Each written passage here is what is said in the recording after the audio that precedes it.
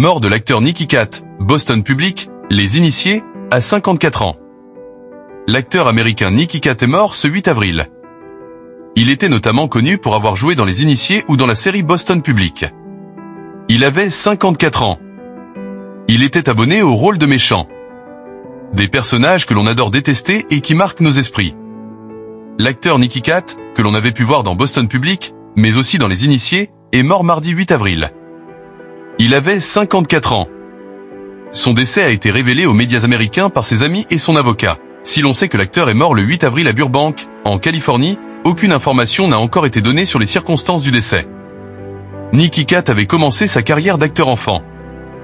On avait pu le voir dans Underground Days, avec Melanie Griffith, alors qu'il n'avait que 11 ans. Quelques années plus tard, en 1984, il avait fait une apparition dans la comédie horrifique Gremlins.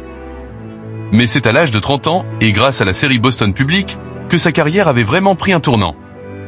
Dans la série de David E. Kelley, diffusée entre 2000 et 2004 aux États-Unis, et visible à l'époque sur France 2, Nicky Katt incarnait Harry Senat, un professeur aux méthodes de travail étonnantes.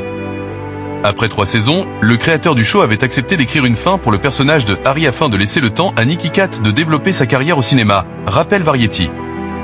Il faut dire qu'en 2000, il avait marqué les esprits dans Les Initiés, auprès de Vin Diesel et Ben Affleck. Il y incarnait Greg Weinstein, qui recrutait le héros du film, Seth, lui promettant qu'il deviendrait riche en rejoignant son entreprise de courtier. Nicky Katt avait rencontré Ben Affleck bien avant Les Initiés. En 1993, déjà, ils jouaient ensemble dans Génération Rebelle. Un film qui a donné une trajectoire particulière à sa carrière. Il y jouait Clint Bruno, un méchant du lycée.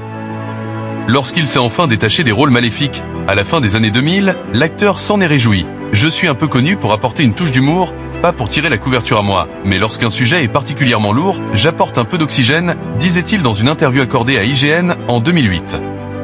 Tout le monde dit que les méchants sont les plus fins à interpréter, mais il y a eu des moments où c'est tout ce qu'on me proposait, le rôle du mauvais gars, surtout après Génération Rebelle. Mais j'ai été chanceux finalement, j'ai pu tout jouer. Et